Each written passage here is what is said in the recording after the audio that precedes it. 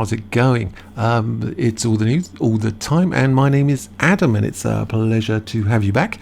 And we're looking at some interesting news today, coming from Vanity Fair, and it's talking about Amber Heard setting out her 16-point grounds for the appeal. So the appeal's finally gone through, and she's laid out what she's going to be arguing in this appeal. This came out today, October 12th, and we're going to have a little look at that. And there she is, the old whatever you want to call her, Amber Heard. There she is on Tuesday. She filed an appellate brief, so she's appealing the brief, and listed 16 grounds for the appeal 4 months after a jury awarded her ex-husband Johnny Depp 10.3 million in damages. Yes, they did. During the trial, which ended in June, Depp claimed he had been defamed, and he won, by a 2018 op-ed Heard wrote at the behest of the ACLU, which means they asked her to write this, and that was a bad decision. So she wrote it at their request in support of victims of DA. The opinion piece did not refer to Johnny by name, but he successfully argued in court that readers would and did infer that she was talking about him in 2 of its sentences. And in its headline, Amber Heard, appropriate, I spoke up against sexual violence and faced our culture's wrath, it said. That has to change. And I bet she's regretting doing that. The jury also awarded Heard $2 million in damages for her countersuit over a statement that Depp's lawyer, Adam Waldman, made, in which he called her claims of abuse a hoax. From the end of the case, it was expected that Heard would appeal. From the beginning of the case, it was expected that she would win. But no, not at all. Not at all.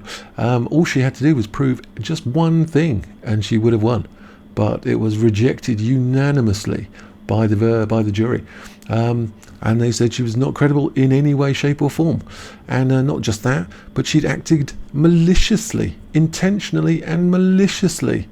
Well, there you go. According to documents obtained by Vanity Fair, the grounds for appeal include everything from a lack of clear and convincing evidence for actual malice, the standard whereby defamation cases are decided, to the trial's court's failure to invalidate the damages that the jury assigned after it found both Heard and Depp had defamed each other. An inherently and irreconcilably inconsistent thing. I was reading this trying to work out what it meant, but what they're saying is she wanted the trial court to invalidate the money that the jury gave to Johnny Depp and made Amber pay, and she said that it was inherently and irreconcilably inconsistent, which doesn't make any sense because that's the way it was. Some of the grounds have already been mentioned either in court or in post-trial interviews by her former representation, Elaine Bredhoft, so there were few surprises. Several of the points have to do with evidence admitted that should not have been admitted and evidence that was not admitted that should have been admitted, including various communications with medical professionals as well as employees, friends and family. Some of these points, it doesn't seem very positive to win for Amber Heard on these points. Introducing new evidence, not as yet, but trying to challenge evidence that's already been presented, trying to bring in evidence that hasn't been admitted isn't going to really fly in an appeal court. Evidence is evidence, and the appeal court deals with what's been presented. It doesn't open up a new trial. So I don't think that's going to fly either. In another point, the filing reads, the trial court erred, which means made a mistake, in allowing Mr. Depp to argue or suggest at trial that the jury could award damages based on statements or conduct occurring prior to the publication of the challenged op-ed. Let's have a think about that. The trial court made a mistake, in allowing Mr. Depp to argue that the jury could award damages based on statements occurred prior to the publication. So what damages happened prior to the publication? The damage happened after the publication. That is, Depp was suing over the op-ed and thus claiming he lost work, he did, and was owed damages because of it. He lost loads of work. He was immediately dismissed by Disney, and yeah, he lost loads of money, and he's owed damages because of it. But Depp led members of the jury to believe that Heard was on trial for statements or events prior to the article's publication. Yeah, I don't know. I shall have to see what happens in the court about this, but I don't think it's going to work either, because the damages were done when the statement was made, and then he lost loads of work, and so he needs compensation for that loss of work. So I don't think that's going to fly either. In August, a spokesman for AH announced she had parted ways with Bredhoff, you do surprise me, and had retained lead singer David L. Axelrod and J. Ward Brown of Ballard Spahar to handle the appeal, while Ben Rottenborn, I always keep thinking of the word Grimer Wormtongue when I read that word, of Woods Rogers, would stay on as co-counsel. Ballard Spahar defended the New York Times against former Republican vice presidential candidate Sarah Palin's defamation case and won, suggesting that they would help frame the appeal more firmly around First Amendment rights. Well, none of these are First Amendment rights. Nothing has been mentioned about the First Amendment. These are all just either new evidence, insubstantial evidence, wrong evidence, damages in wrong damages, damages after the case. There's nothing about First Amendment that I can see. A spokesman for AH told Vanity Fair in August that a different court warrants different representation. I don't believe a word these people say. Whatever they say, it's not true. You know, it isn't because a different court warrants different representation. It's because there was issues between the two, and maybe they weren't satisfied with how the situation went, but it's certainly nothing to do with a different court warrants different representation. It'd be nice if people just told the truth, you know, because we're not stupid, particularly as so much new evidence is now coming to light. Again, this is an appeal court. You can't bring in new evidence. That's not how it works. The appeal court looks at the previous case. It doesn't bring in new evidence. The filing arrives in the Virginia court on the heels of Depp's appearance stateside. Yes, he is. He was photographed signing autographs in New York. Oh, he was doing a lot more than that. While here with Jeff Beck for a North American tour. He played in New Jersey on Tuesday night. Indeed, so today he is at a special gig, which is a radio show. Sirius XM, I think it's called, with Little Steven, and he was a guitarist for Bruce Springsteen, very famous. He was an actor in Sopranos, and they're doing a very intimate, there's 30 people I think only at this little gig in the radio studio, and it will be online, so you can listen to it on Sirius XM. Is it XM? Yeah, I'll put a link in the description if you want to have a little look. I'm going to be doing a live stream about it at about 6 p.m. New York time, and we're going to try and listen in if possible, because I think it's going to be more of a conversation than a gig as such, because they said it was going to be a town hall event, and as a UK person I'm not sure what a town hall event is, but I think it's some sort of meeting where all the people in the town go to the town hall and they have a meeting about something. That's kind of what I guess it is, but as I'm from the UK, we don't I don't have a proper idea of what that is. And even then, it's obviously not a town hall, because it's, you know, Jeff Beck and Johnny Depp and a whole band has turned up. So I don't know. We shall find out at 6 p.m. There'll be a live stream, and we can find out what is going on. Is it a talk? Is it a gig? Is it a talk gig? Who knows? Who can tell? All we know is AH has put forward her appeal on 16 grounds. Most of them sound like gibberish to me, and that's where we are at the moment.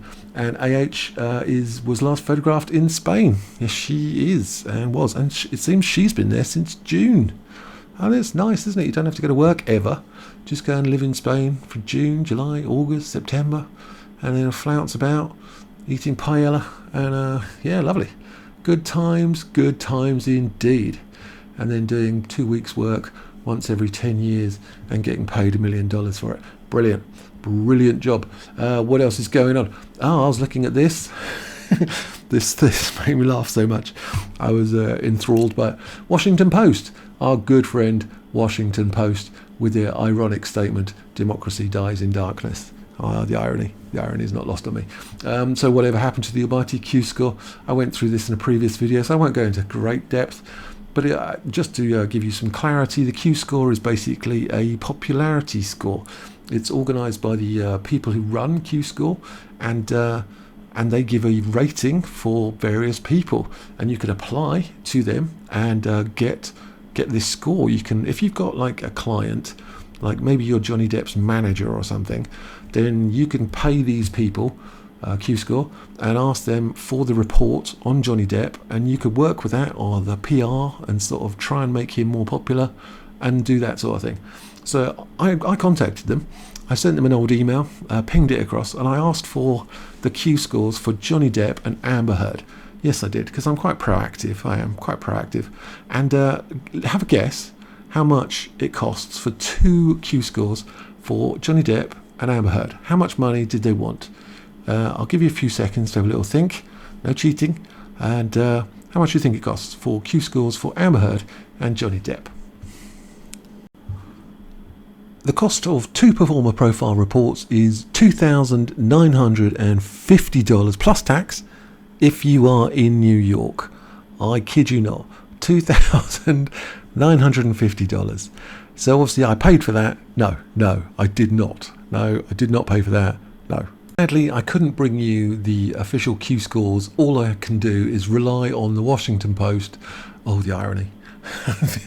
The irony of using the Washington Post as a source. But there you go. That's where we are. This is where life has brought us. We're here, trusting the Washington Post. Anyway, Q scores. So we look through them and we see various things. Recent list of top high, top low celebrity scores. We've got Morgan Freeman, brilliant. Tom Hanks, brilliant. Denzel Washington, brilliant. Dwayne "The Rock" Johnson, brilliant. Ryan Reynolds, lovely. And Sandra Bullock, #1 among female celebrities. So that's just lovely. The problem ones, the negative side of things, Jerry Springer tops the list of men with negative Q scores. Now, why does everyone hate Jerry Springer so much? I might have to look into that. If you could tell me in the comments, that would be fantastic. And Machine Gun Kelly and Elon Musk down there in the bottom of the pile. Kardashians near the top of the negative scores for women. Couldn't be better. And and the #1 negative spot, I can tell you no lies, #1 negative spot, according to the Washington Post of all people, the #1 all time negative, couldn't be worse, everybody hates her, is it's Amber Heard, also known as the Goblin Girl. There she is. Yeah, awful human. So there you go. And Johnny Depp has always been up there at the top. He's still #8 out of all the men, positive scores for men. Make of that what you will. The Washington Post says with great chagrin. This makes me laugh so much that they're having to do this.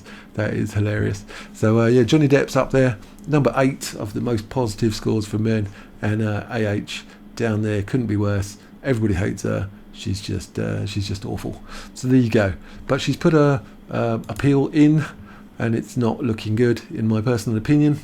Although I'm not very good at US law. I've got a UK law degree, but that doesn't really help in terms of American law. Different thing, different country, different jurisdiction, different everything.